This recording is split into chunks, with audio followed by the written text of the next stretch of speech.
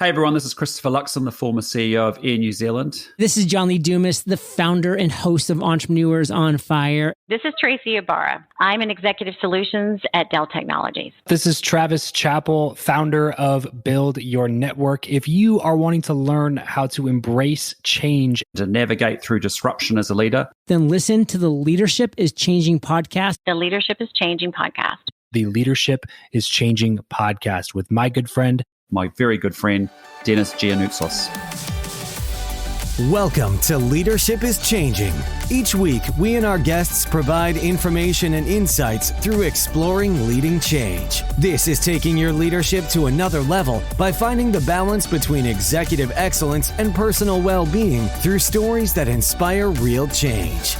It's time to adapt in our fast-moving world when leadership is changing with your host, Denis Giannoutsos.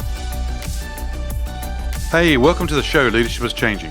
What we as leaders know to be true is that change is constant. Leaders everywhere confront similar obstacles because people are people, but everywhere you go, leaders are overwhelmed, disrupted, and under pressure. They run from email to email, meeting to meeting. Many leaders are not changing quick enough, which means they run the risk of becoming irrelevant and being left behind. The purpose of the show is taking our listeners' leadership to another level by finding their balance between executive excellence and personal well-being through stories that inspire real change. I believe we don't have enough effective leaders in the world today, and if we can get the leaders to step up and lead change, then they can inspire real change. Hey listeners, it's now time to adapt in our fast-moving world, and I want to welcome you to the Ask Denis episode, which is a freestyle episode. I'm asked a question by our listeners, where I share my thoughts, insights, and experiences from working with leaders around the globe. Hey listeners, just check out the Facebook group Leadership is Changing, and that has been launched and it's available for you to join. And please go ahead and join that group, and I look forward to seeing you on the Leadership is Changing Facebook group. Today's topic is around the positive results of hiring a coach. Many organizations, CEOs, senior leaders aren't sure whether they should hire a coach to improve their results. So today, we're now going to talk about the positive results of hiring a coach. But before we go there, what I'd like to talk about is what is the difference between coaching versus mentoring? A lot of people don't know the difference or don't understand how they are different, how they differ or how they are different. The reason being is that today the word coaching is used a lot, and it tends to be a lot of like a buzzword out there. And you have people who are consultants and others who are calling themselves coaches nowadays. But I'm going to give you the meaning of what a coach means from a real, the true sense of coaching and also mentoring. Now, when we actually talk about it, I actually like to keep it simple, and this is how I describe it. Mentoring is when you meet with a subject matter expert who shares their subject matter expertise, experiences, war stories, and probably their network as well. Coaching is when a person will ask good quality thinking questions to help you get from point A to point B. Or they may help you on a dilemma. So that's just a couple of examples of what I'm talking about there. They bring no hidden agendas or any bias to the discussion. Coaching has become one of the most effective, widely used business tools available today. Because of this, many executives are now becoming interested in the process and all that it involves. They want to know how it can help them personally, how it can help their employees, how it can help them make the entire business more productive. Now, you may be wondering the same thing as well. So I've got a few items to share with you today in relation to how hiring a coach can actually help provide or have positive results. Now, working with a coach can help improve the overall workplace environment. In other words, that can become a psychological safe environment, that people feel like they're okay, they feel like they're safe. There's a growth mindset environment. And you'll see some organizations, and you probably have seen them throughout your careers as well, where people are afraid to speak up or offer up their thoughts. Now, this doesn't have to be in the business world. This can be also in community organizations and so forth. You'll see people who won't speak up and they don't offer up their thoughts or suggestions. Now, when your employees find themselves in a positive space, they become more creative, efficient, productive, and willing to collaborate with their co-workers. A positive atmosphere will also lead to happier employees overall, which will result in a lower attrition rate for you and the organization, which is a great thing. Now, because of this reason alone, many businesses are realizing how beneficial it can be to engage a coach. I remember a few years ago when I was working for an IT organization called EDS, Electronic Data Systems, about 150,000 employees worldwide.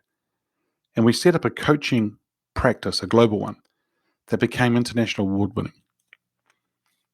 There were different sort of work streams that we had within this coaching practice. One was that we were taking about 10,000 leaders through a coaching skills program. Now, this isn't for them to become coaches. This was for them to have, as a leader, the ability to have a coaching conversation with their employees and their peers and so forth, and even with their leaders, their bosses. There was a group of those people, about 120 of them, who were really quite passionate about coaching, and they wanted to have the ability to coach others as well. And so what we did is we put them through an intensive coach program that saw them being certified as internal coaches. When we ran internal leadership programs, at the end of each of the different workshops, we assigned the participants of the workshop with one of these coaches that we talked about who are leaders in their own right. And they were assigned one of those coaches for 3 sessions after the workshop. The purpose was really to take what they had learnt in the workshop and put it back into the workplace. In other words, bring what they learnt and brought it to life to help them and the organization move forward. We also had about 6 full-time coaches who were working with executives and senior leaders within the organization. And that went really, really well. In fact, we had a cost recovery model in place and it was funding itself and we were doing really well. About 3 to 4 years into it, Hewlett-Packard then purchased EDS on a global basis, and they advised that they didn't want the coaching practice to go forward anymore. So we shut it down.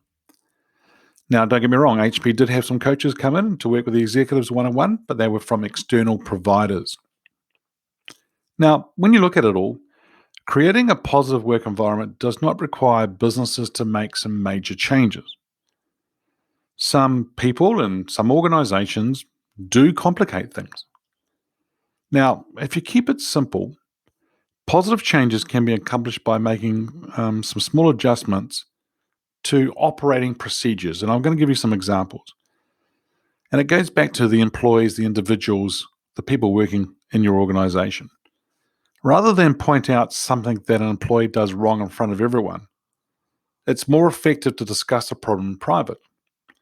Now, when you confront an employee in a negative manner, that can actually greatly influence their work and attitude that day and maybe even longer. So small changes can make a huge difference when it comes to the attitudes of your employees and the level of work they accomplish. The second area that I wanted to talk to you about in relation to this was that when I'm talking to an employee and I want to give them feedback and so forth based on what their performance is or some scenarios and so forth, what I always do is I ask them the question of how do they see things going? Well, how did it work? How did they think it worked out for them? Or how did it go for them? And I let them talk. What's quite interesting is that they sometimes get to those insights themselves. And so if I want to give some stronger feedback or any kind of feedback at all, I will always use what I call the sandwich methodology. If you think about a sandwich, you've got 2 pieces of bread and you've got something in the middle, normally meat or salads or something in between. Now, what happens is that the one slice of bread is a positive, then you've got the meat or the filling inside, and then you've got the other positive, the other piece of bread, which is the other positive. So you always have the positive, then the message, and then the other positive. And that's what I call a sandwich. And that's the sandwich methodology, whereby you have these things together and so forth. Now, when you work with a coach, you'll also learn how Positive reinforcement can affect your employees and the overall workplace environment. See, people like to hear when they do something well. If you notice that one of your employees has solved a problem or accomplished a project before the due date, as an example, then tell them. Now, making a positive change can be as simple as letting someone know that they're doing a good job. Here's an interesting thing that I talk about with a lot of leaders because they don't do it. Celebrate success and milestones. If you took time out to do this, that'll be quite cool. Now, the other thing I would say around this whole area as well is make sure that you're spreading the recognition throughout the whole team. For some people, they favor one or two or three people in their team. Make sure you're giving that recognition, if it's appropriate, right across the team and include all individuals when you need to do it throughout the period of time. Now, going back to what I said before about celebrate success and milestones, why is that important? Because people are people and they just get on with things and they just move forward and you're always on. What's really important here is that we do take time out to take stock of what's actually happened, celebrate success, celebrate the milestones, reflect and learn from it. And if we can do that, that's really important. Now, for some people, they go, but we don't have enough funding or budgets to do that. It doesn't take money sometimes. You just have to say thank you to people in front of others and recognize them. You may even be able to put on a small morning tea. I've been in scenarios whereby everyone brought in a plate of food and we celebrated. So just make it something special, but take time out to actually physically celebrate a success or a milestone. Now, your coach, when you engage this person, they can help you develop the necessary tools to be able to share positive reinforcement with members of your team, of your peers, and of your leadership. Now, bringing a coach into your company will also help you create an environment where honest communication is appreciated. So if your employees don't feel comfortable sharing their opinion, they likely won't. Now, by creating an environment where people feel comfortable expressing themselves, you'll be rewarded by hearing from your employees. Why? Because they feel safe, that they feel like they can do that. They feel like they have the ability to say things and be okay. A positive workplace will be more productive, creative, innovative, and efficient, and rewarding for everyone involved. You'll be surprised what people may come up with, what ideas, what initiatives, what thoughts, things that can be done better. You see, you can't be everything to everybody. But what you can do is be smart and provide an environment for people to thrive, for people to come up with ideas, for people to move forward as well. The other thing too is that many executives have engaged a coach because they wanted someone to talk with confidentially. Someone who's not associated with their compensation and benefits. Someone like their boss, right? That's where their compensation and benefits are associated with. They can't go to their peers and talk about things because they'll be seen as being weak. And they can't really go to their team to talk about things either. So where can they go? And that's where people who engage a coach, it helps.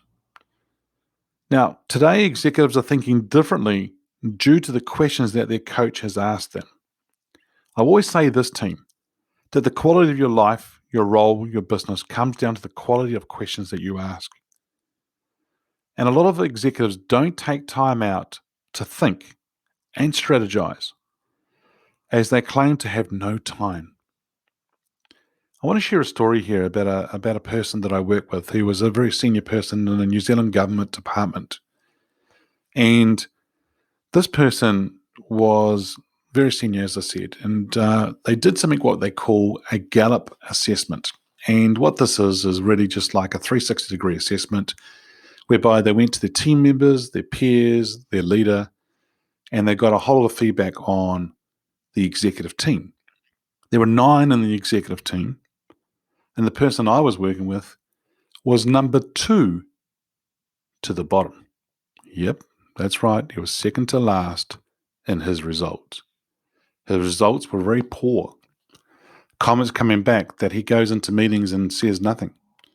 We don't even know that he's there at times. He just fills a seat. There is no leadership presence or executive presence. He adds no value at all. So it was pretty weak stuff that we were seeing from those results. But you know what?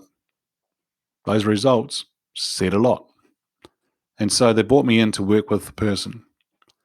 Great guy, very talented, has lots to offer. So we worked on some things. And one of the things that I got him to work on was for him to start thinking about the meetings coming up in the week. And so what he did, and not just him, I've worked with other leaders as well, and they do very similar things as well and some great results. But what I got him to do was to start thinking about what were the meetings coming up for him during the week. He put aside 1 hour a week. Now, for some people it's Sunday night, for others it's Monday morning. Do whatever's right for you, listeners. I got his executive assistant to protect it. Why? Because it was easy for him just to say and fob it off and go, oh, you know what, I'll get to it later. But they never get to it later. Why? Because they have no time. So it's really important to take some time out to think and strategize. 1 hour a week. He thought about what meetings he had coming up during the week. What was his intent or objective for the meeting? What did he want out of those meetings? Second thing was, what's the 1, 2, or 3 questions he wanted to ask in that meeting? And so what he did is he went to those meetings every day better prepared.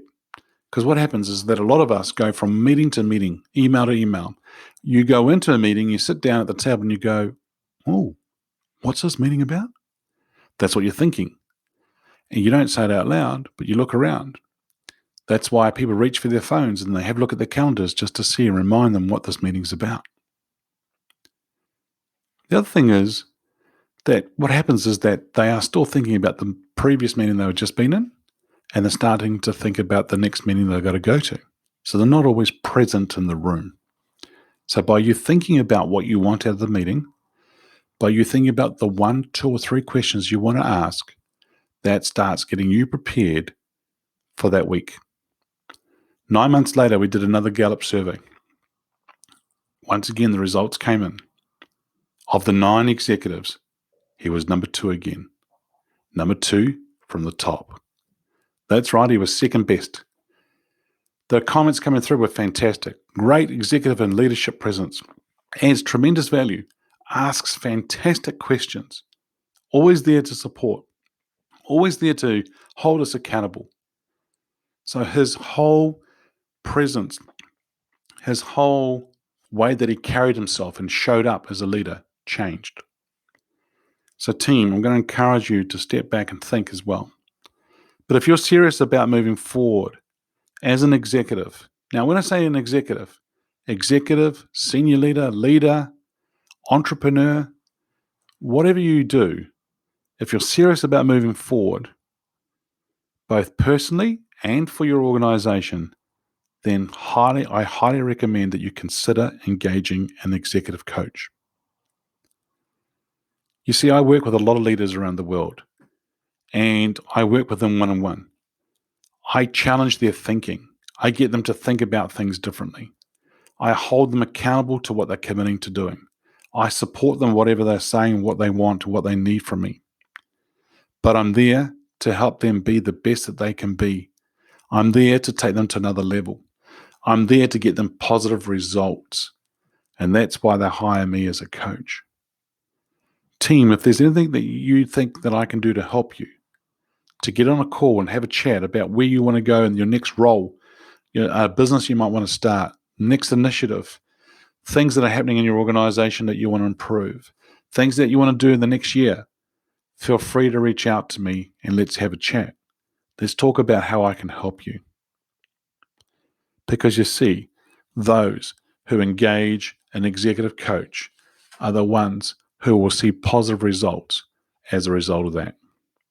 Hey team, check out the Facebook group, Leadership is Changing. If you haven't already done so, feel free to join that group. Great community, great people there, and we're learning off each other. It's always a pleasure having you on the show with me. What we as leaders know to be true is that change is constant. Change is incredibly scary, especially with the unknown and the unfamiliar territory. It's time to adapt in a fast-moving world when leadership is changing. Hey, listeners, look out for the episodes as they're being released. Download them, have a listen, put a review, put a rating. Share them with your friends, your family, your network. If there's any feedback you'd like to give me on the show, or if there's a question you'd like to ask me you want me to ask the guests, or if there's a question you have for me on the Ask Denis episode, then feel free to send me an email, dennis@leadingchangepartners.com. Team, it's always a pleasure, as I said before, to have you on the show with me. Until next time, bye for now. Thank you for listening to this episode of Leadership is Changing with your host, Denis Giannoutsas. Each week, we and our guests provide information and insights through exploring leading change, inspiring executives and leaders to adapt and lead a bigger game in a fast-moving world.